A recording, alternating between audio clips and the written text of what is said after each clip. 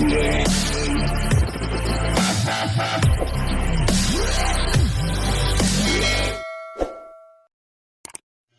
business sa yung po mga business papagpalang gabi sa ating lahat, right? Kumusta po kayo mga business naming minamahal?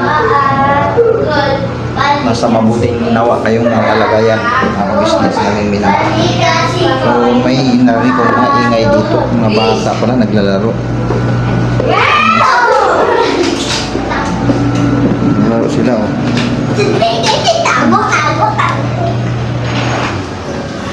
Hello po mga ka-business. Koy. Koy.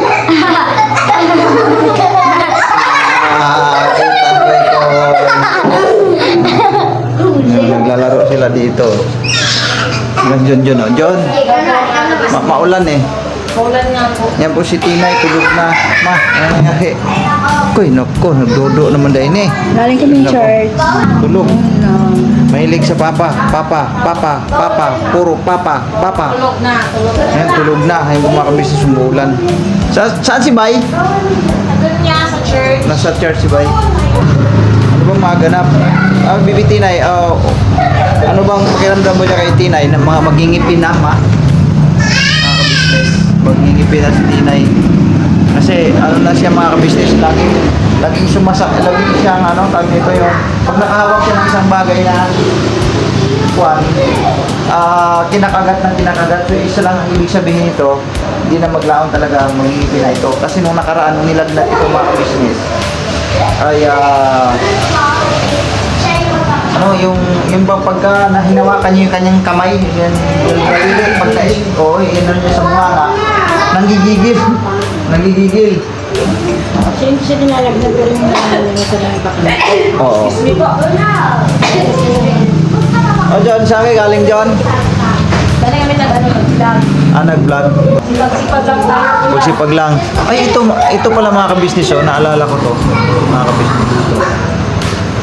Binili ng panganay namin. Para daw kay Bibi Tinay ito. Para kay Bibi Tinay daw to. Thank you, ate. Panibagong binigay niya ulit. Tapos, ano bang kasama nito, ma? Yung mga ipit. Mambira, binila ng ipit si Bibi Tinay. Samantalang yung buhok ni Tinay. Tapos ang buhok, ang buhok ni Tinay nasa tuktok lang, dito lang sa tuktok. Tapos nilagyan nila ng nakakatawa nga mambira.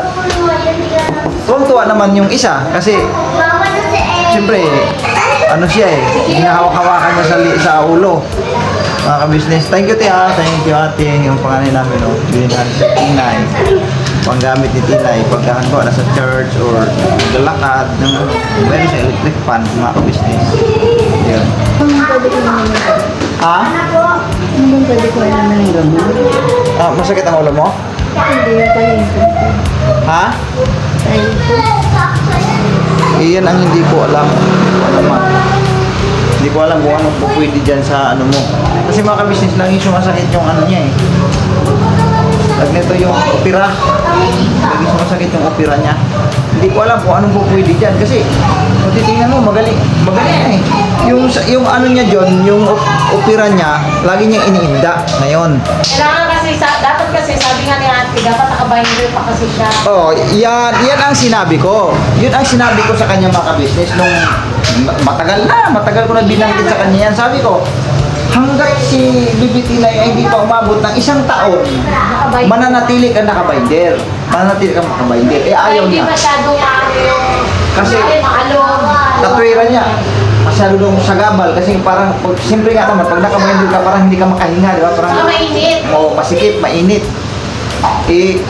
Ay niya mag-binder. Siyempre, ang puson niya kasi, medyo pusonin kasi si Mengay, parang akala ko titingnan mo siya, akala may mga nagsabi ko sa tulad na buntis daw. Buntis ba si Mengay? Hindi na po buntis yan hindi na magbuntis yan mga business. Puto lang po Ligit na po yan eh. Ano lang, taba yan na siyempre eh. Pag panganak, normal yun, medyo malaki pa tiyan. Hindi siya nagbabinder. Habang naglalakad, parang naaalun yung kanyang tiyan. Yan ang nangyayari ngayon. Iniinda niya ngayon yung masakit daw. So wala akong kwan dyan, kung anong pwedeng ano yan, gagawin. Wala tayong ibang pwedeng gagawin yan. Kundi ipa-check up. Ipatingin kung ano ba ang status yan sa loob. Kasi wala ka pang isang taon na eh. Wala pang isang taon yan eh. Ilang buwan ka pa lang naman, di ba? Oh, si Bibi Tinay 8 months. Magi 8 months pa lang si Bibi Tinay. Ha? 8 months o magi 8 months? O magna-9 na pala? Magna-9 na ba? Oh, yun, magna-9 pa lang. Wala pa isang taon. Ano yan eh, natagtag mo na bro, yung ano mo, di ba? Di ba yun? Natagtag yan eh. Kaya ganyan ang nangyari sa tiyan mo. O kung patuloy pa na sumasakit yan, wala tayong ibang gagawin dyan. Kundi ipa-check up yan. Kasi, sus nako, hindi pa naghilom talaga yan. Tingin ko talaga eh. Kaya mo kayo mag-binder ulit eh. Oh, may binder naman dyan magbabinder ka.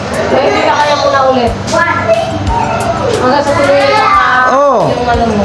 Binder, binanggit ko na sa kanya yan noon eh. Binder ka na lang muna ulit. Sabi ko, huwag mong tigilan ka ba, binder? After a month, pag hindi pa rin nawala yung sakit ng ano mo, yun, kailangan mo talaga magpa-check up. Diba? Saka yun, binder ka na.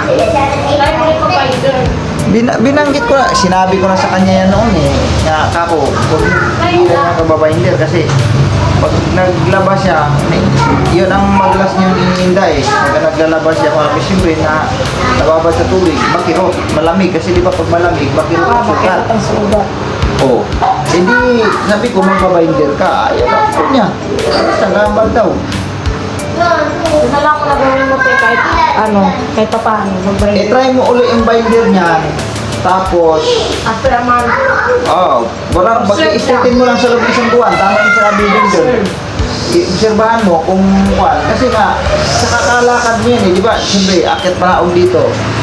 Natatagtag yung tiyan mo. Yan, tahi mo na sa baba eh. Hindi man katulad yung tahi ko na ang sugat ko kasi sa akin, parang patayo, nakaganon, napatayo. Yung kanya kasi, pahiga dito sa gilid, dito sa pinakaibaba ng puson. Eh, yun ang maalog pagkahabang naglalakad, naaalog. Kaya may tendency talagang ano yan. At saka siyempre, yung nadagdagan pa yung naglalaba din siya, mga ka-business. Pero kung may binder sana yan, hindi, sa tingin ko di makatigan yan eh. Pagbuhat pa lang ni Tina yung mga ka-business, napakabigat na. So,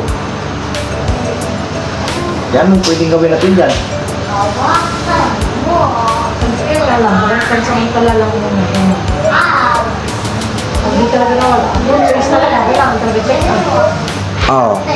Kung hindi yan mawawala, malamang sa malamang, check up talaga ang aabutin dyan. Kasi sa akin ngayon, Grabing pawis ma, oh. Andiyan yung wipes ma. Ito pala, may ano ako dito. Oh. kasi tayo ni ate sa kanya, binder lang ako. Nayak na. Ano yan, bebe? Nagising. Nakatulog na sana eh. Hindi siya ulit.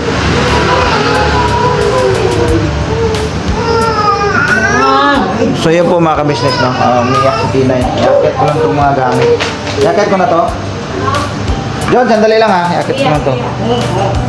John, to sandali. Huwag kayo masyadong maingay dyan. Ganyan natutulog si Tinay. Dahan-dahan lang ha. Huwag magsigawan ha. Yan po mga ka-business. Yakit ko lang itong mga gamit. Kanat ko sa lamesa.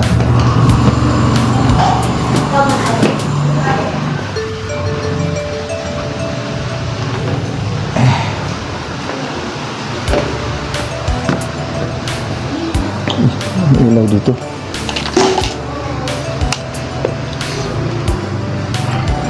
So yun po mga ka-business, no? Yung ano ngayon iniinda ni Mengay. Wala talaga akong ibang duda dyan mga ka-business. Ayun talaga sa ano yan, yung sa hindi niya paggamit ang binder. Tinigil niya kasi paggamit ang binder eh. Matagal na, may ilang buwan na rin mga ka-business na hindi niya ginamit yung binder niya. Si BBT na napakabigat ng buhatin ko eh. Yan, isa yan. Tapos yung siyempre yung paglalaba, ayaw kasi niyang ipalabas sa mga bata yung yung puti. maliban lang doon sa mga dikolor, mga bata sila na lang ang naglalaba niyan sa mga damit nila. Pero may mga time din na sama magkakasama pa rin yung mga dikolor. Pero sa madalas na pagkakataon, ang mga naglalaba diyan sa mga, lalo na si Yasio, nag-ukusa yun, maglaba sa damit niya. Si Makmak. Yan. Kaya hindi pa rin maiwasan na naglalaba pa rin siya ng maraan, lalo na sa mga puti. Hindi niya inaasa yan sa mga bata. Kasi ayaw niya pag hindi maayos ang pagkakalaba. Ngayon, siya talaga naglalaba. Hindi niya ginamit na yung binder sa tiyan niya.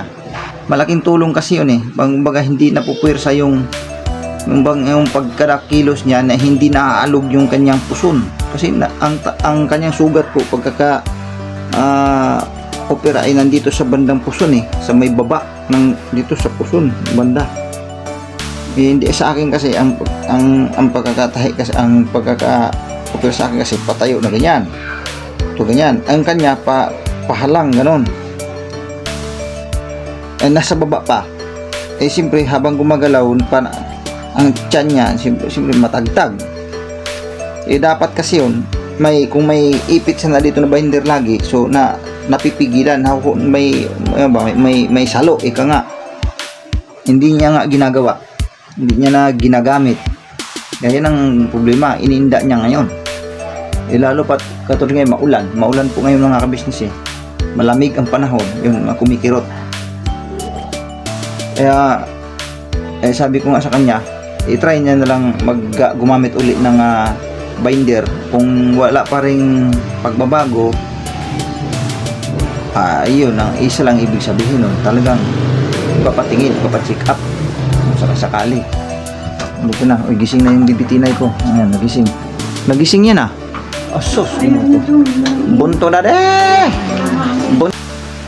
bunto na sasakangiti Misya dadi, siya ginoko. Nagising mo na ako laga. Matakit mo ng puchon mama. Mayay mama. Palit ng damit ang bunto dadi. Sige na, palit mo na. Po mga kabisnes, babalikan po namin kayo. Napalitan na ng damit ang bibitinay ko. Asus, nagpalit na ng damit ang bunso dadi. Sis ako, bibitinay man, ang bibitinay ko ba? Sis, ginawa ko pa silang buhok, pero manhit man kayo. Binilan pa ng ate niya ng ipit sa buhok, tapos ang naipitan mo kami dito sa tuktok. Ayun ang laruan, yung electric pan, electric pan mo, baby, ang baby, electric pan mo, baby, ayan, ang ganda, baby, no? Pastilan, kaganda niyan, baby, no? Busyo dade. Anong pwede nating niyan, i-try mo muna mag-binder ulit, ma. Try mo muna gamitin ang binder mo. Tapos kung ano man ang magiging resulta, sabi nga ni Junjun kanina, after a month, no? Asa Junjun, umuwi na sila? After a month, observe. Kung hindi pa rin magbabago, isa lang ibig sabihin yan, baka may problema yung tahi mo. O kahit mga after a week lang, basta gamitin mo muna yung binder mo ulit. Gumamit ko muna ang binder.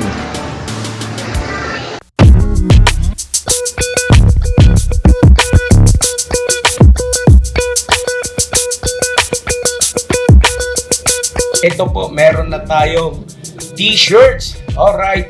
So maraming nag-aabang nito mga ka-business. Ito na po ang t-shirt ng Ka-Business Official Papa Deans TV. Ayan po, Banat Bira.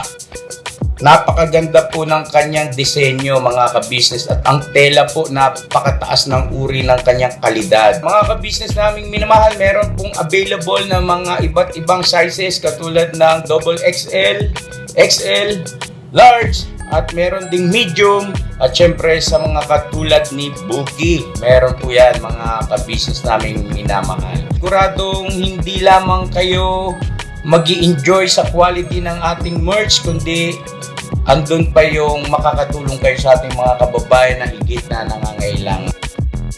Ayan po mga ka-business, ito po yung ating magagamit sa pang-araw-araw na buhay natin sa car and motor na accessories. Oh, wow! Ayan, meron po tayong tire block, meron din po tayong magic gatas mga ka-business. Ito po yung pampakintab. At meron din tayong pampabango ng sa helmet, no po. And pwede nyo pong i-check yung ating mga produktong ito sa ating official website, ang kabusinessofficial.com. Lahat po ito ginagamit ng Ka-Business Family at yun, karentesadong epektibo mga ka-business. Po, mga ka-business, meron din tayo bagong produkto ngayon. Ito po ang warts removal. Uy! Po, yan. At saka meron din po siyang cream. Effective din po yung mga ka-business. Konting patak nyo lang po. Antayin nyo lang siyang matuyo at siguradong warts removal agad. Wow! At meron din po tayo hair grower. Ito po yung pang-patubo ng buhok. Sa mga nagkakaroon po ng hair loss, try niyo po mga ka-business. Subukan ang ating hair grower. At meron din po tayong panibagong coffee. Ito po ang ating insulin coffee. Para po ito sa mga diabetic na person. Yan. Insulin green coffee with banaba, ampalaya, turmeric, mangosteen, agaricus, mushroom, moringa, lemongrass, green coffee bean, and non-dairy creamer. At meron din po siyang stevia mga ka-business. Super effective din po ito mga ka-business sa mga diabetic po. Pangbawas din po ito sa mga cholesterol. Kaya please po mga ka-business, try nyo po insulin green coffee. Alright, at syempre naman po mga ka-business naming minamahal, huwag nating kalimutan ang vitamin C ng Ka-Business Family. Shield C+. Pagka meron ka nito, siguradong protect todo. So right mga ka-business naming minamahal, ano pa inaantay nyo? Please, bumili na kayo ng mga produktong inendorso ng Ka-Business Family. Hindi lamang para mapanatili ang good health ng buong pamilya, kundi syempre makakatulong pa tayo sa ating mga kababayan na higit na nangangailangan. Alright? Yes po, alright. At meron pa, dadagdag ko lang mga ka-business, kung gusto nyong pumuti at lalong gumapot, gumanda, meron po tayong bagong produkto, ang Bandara Revitalizing Set na. Oh, wow. Ayan, abay nyo na po mga ka-business at siguradong epektibo rin. So yan ang mga ka-business naming minamahal. Please, avail natin ang mga produktong inendorso ng Ka-Business Family. So yun na, tuloy na panonood. Bira, Banat! Naglalaro si Bibi Tinay. Mga ka-business na nag-CR lang ako, mga ka-business. So ano bang kwan? Lakas man ng hangin. Pwede ito. So anong pakiramdam mo? Ano bang pwedeng gawin? Tinigil mo yung paglalaba doon. Tinigil yung paglalaba doon mga ka-business kasi masama ang pakiramdam. Galing na kami sa church mga ka-business. Kasama ko si Tinay, yung binihisa na si Tinay. At masama ang pakiramdam niya. Para kalalag natin. Makirot pa rin talaga.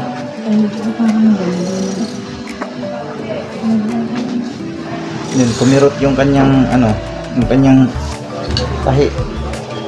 Kasi naman yung binder kasi hindi mo tinarabaho, hindi mo ginawa Mayaan mo lang din na ay nako, ewan ko ba. Yung po mga ka-business, hindi ko alam kung anong pwedeng gawin dyan. Bunso mo, naglalaro lang ng naglalaro. Ha? Ipapa-x-ray natin? Ha? So yun po mga ka-business, ipa-x-ray na lang daw. O mas mainam sa bagay, para sa akin, pabor ako doon mga ka-business yung ipapa-x-ray para X-ray, ultrasound. Ano bang tama? Ultrasound? Ultrasound? Kasi yung X-ray, iba yun, di ba? Oo. Ultrasound pala ang tama mga ka-business. Hindi X-ray. Pabor ako dyan sa sinasabi mo nga ipapa-ultrasound natin yan. Kasi nga, mahirap naman kasi yung maghula-hula lang tayo yan. Hindi tulad yan na kumikirot daw yung kanyang opera. Kasi cesarean ito mga ka-business. Sumasakit daw yung kanyang tahi. Si Tinay ay magna 9 months. Magna 9 months ito si Tinay, mga ka-business. Ayan, nag-aaral lang siyang tumayo. So sa edad niya, 9 months. So ano pa talaga, kung tutuusin, sariwa pa yung kanyang sugat. Kasi pagkaalam ko, pagka ganyan mga cesarean, taon yan mga kabisnes bago anong talagang totally maghilom yung sugat, ano. Sa akin nga mga kabisnes ng aking opera matagal akong hindi talaga ako nagbubuhat, as in, kasi yung tahi ko sobrang haba talaga, sobrang haba yan business. Kaya iniwas ko talaga yung sarili ko na magbubuhat ako ng mabibigat. Iniwasan ko talaga. Hanggang ngayon naman, hindi naman ako nagbubuhat ng mabigat. Yung nagbubuhat ako dyan, pero yung talagang tansya ko na talagang magaang, kaya ko lang. Pero pagka ibig sabihin yung pagbubuhatin mo ng sobrang bigat, hindi talaga pwede. Iniiwas ko yung sarili ko. Siyempre, iba na yung nakasiguro tayo. Siyempre, kalusugan ang nakasalalay mga kabisnes. Ganito na nga sitwasyon, tapos hindi pa tayo mag-ingat. Ito naman kay Mengay mga kabisnes, ang kanya dito, hindi naman to nagbubuhat ng mabibigat. Kaya lang, ito katulad nito si Tinay, palaki na, hindi naman kasi may iwasan na hindi niya bubuhatin ito May mga, sa madalas na pagkakataon, binubuhat talaga niya ito mga kabisnes. Tapos yung paglalaban naman dyan, hindi yan sa tinutulungan naman yan ni Dindin, siyempre siya, yan ang medyo ano pa Tapos si Yasyo, tumutulong minsan dyan sa lalaban din. Ako, tumutulong din ako. Halos naman kami ito nagpali-palitan lang. Si Wakbak, si Dudong, nung nakaraan naman, si Dudong hindi ang naglaba, siya ang nagbanlaw. Sabi ko, ikaw naman magbanlaw dyan. Kasi nung nakaraan, si Makmak naman. Minsan ako. Basta pagbabanlaw, kiring-kiri ko na yan mga business, banlaw-banlaw lang, kaya ko naman na yan. Kasi washing naman ang naglalaba dyan Sa kanya kasi, pagdating sa puti, bago niya yan iwinawashing, ano yung kinakain ni Bibi? Tingnan mo nga. Wala? Gulat ako dun sa puti kasi, bago niya yan binibira sa washing, kinukusot-kusot niya muna yan dyan, nilagyan ng sunrox, tapos ibinababad, tapos kinukusot niya pa yan dyan sa bago niya kusot muna, tapos after kusot, ibabanlaw, tapos lagyan niya uli ng sabon, kusot konti, kusot, tapos ibababad niya na yan. Kinabukasan, bibirahin niya na ngayon yan sa washing. Hindi naman yan siya nagwawashing ng diretsuhan May mga pagkakataon, minsan, parang nahulog sa madalian, diretso na. Pero sa madalas talaga, ang ginagawa niya sa puti, kinukusot muna. Kaya matrabaho ang puti. Ayaw niya naman ipalaban sa mga anak niya pagkaputi. O di, yan, siya talaga bumibira. Normal na, ganito nga siguro na maaring na ito, napupersa mga kabisnes. Dahil lalong-lalo na si Tinay, malikot na, malaki na rin. Malikot na si Bibi Tinay, hindi mo na maano rin ito Kahit yung ultimo kinakarga mo, minsan pumipiglas-piglas. Kaya persado, kanya. Ito yan. Nanay naman talaga yun yan. Pause na mga kabisnes. Pinatay ko kasi electric fan. Kaya yun po mga kabisnes, yun lang po muna ang update dun sa kay Mingay. Kaya ang wala akong ibang choice dito, ipapa-ultrasound ko na lang talaga siguro ito. Pa-ultrasound ko na lang ito mga kabisnes para makasiguro tayo mga kabisnes. Mahirap na yung magula-hula tayo kasi ilang linggo mo na ba itong naramdaman? Ha? Ilang linggo mo na naramdaman? 1 linggo na Ha? 1 linggo nung nakaraang araw pa, binabanggit niya sa akin yan, pero hindi ko masyadong in-entertain. Ngayon, naulit na naman, masakit na naman daw. Galing kami sa church nun tapos pagpasok dito, kumupo dun sa labas, sa baba. Kaya kinuha ko yung camera, kinuha ko yung yung tripod. Buwaba ako doon, kaya tinanong ko siya, naabutan ko siya ba, nagpapadidi. Sabi ko, ano bang naramdaman mo kasi masakit daw. So wala tayong ibang gagawin dyan, ano na natin yan, pa-ultrasound. Kahit dito lang sa may labasan, mayroon ba dyan sa labasan, ma? Ha? Ba dyan sa labasan wala? Di meron dyan, natandaan mo ba yung nagpaano tayo dun sa kwan? Wala? Doon sa Prado, wala na. Dito sa may Diparo. Kasi malayo lang masyado yung bayan eh. Matagtag ka na naman doon. Hindi pwede doon. Dito na sa malapit-lapit. Mayroon naman dito mga ka-business yan. Posible namang wala yan. Dami-daming mga klinik-klinik dyan. Dito na natin sa malapit kasi ang gusto niya sa bayan para doon sa yung Novaliches bayan mga business, yun yung puntahanan talaga ng mga tao noon nung wala pa masyadong mga establishmento rito na may mga katulad yan, mga klinik-klinik sa bayan talaga. Pero sa ngayon kasi marami na eh. Meron na yan dyan sa mga parting Diparo siguro, meron na yan. Diyan na lang tayo magpapa-ultrasound sa'yo. So ano, kaya? Carry. Kasi ano napapansin ko sa'yo, namumutla ka eh, oh? Namumutla ka na naman eh, oh?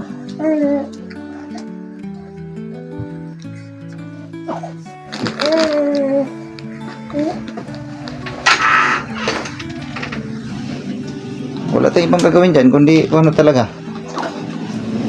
Kaya, pakialam muna si Tinay. Kaya muna si Tinay, kaya ano, baka matumba. Buksan ko na itong electric pan. Pawis na pawis na yung bata. So yun po mga ka-business, no, hanggang dito na lang muna yung aking video mga ka-business.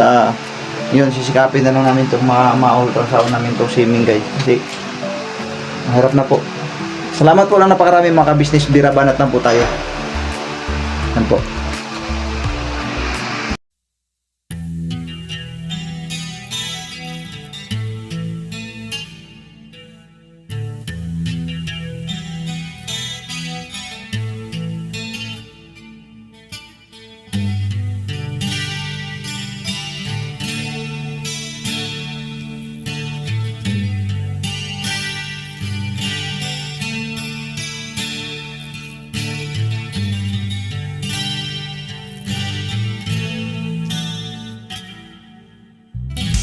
Sa bawat araw na lumipas,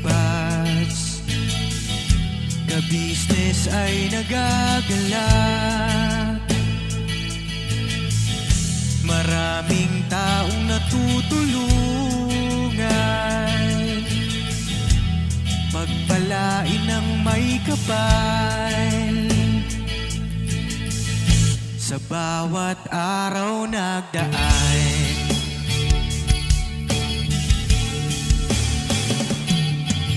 ka-business, business ka-business, Papa Dio, Steve, mahal kayo ng marami. Ang tuwa nila'y walang mapagsidlan. Noong kami niyong natagpuan,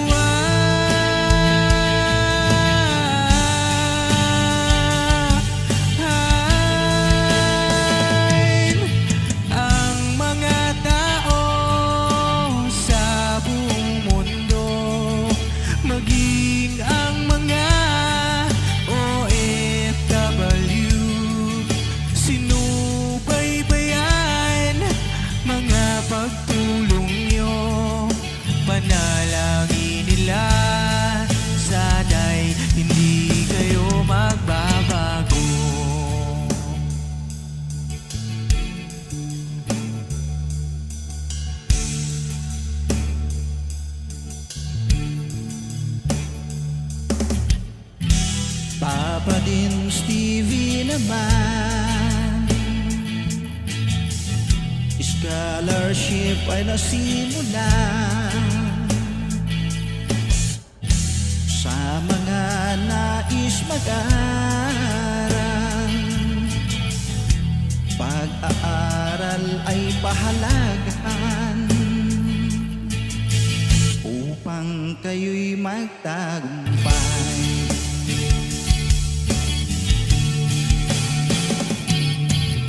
Ka-business, Mrs. Ka-business, Papa din Steve, mahal kayo ng marami. Ang tuwa nila'y walang mapagsiglan. Noong kami ninyong natagpuan,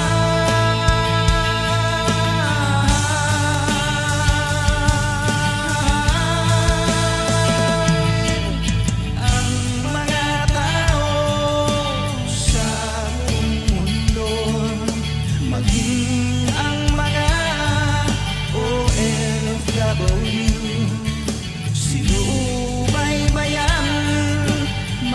pagtulong nyo, panalangin nila, sana'y hindi kayo magbabago.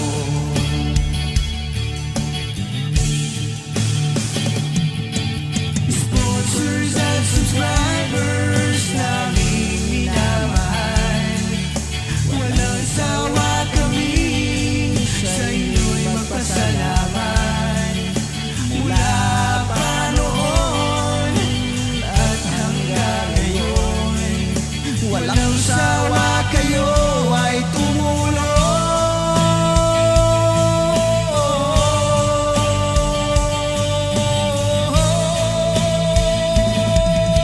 Ang mga tao sa buong mundo, maging ang mga OFW, sinubaybayan mga pagtulong nyo, panalangin nila, sana'y hindi kayo magbabago.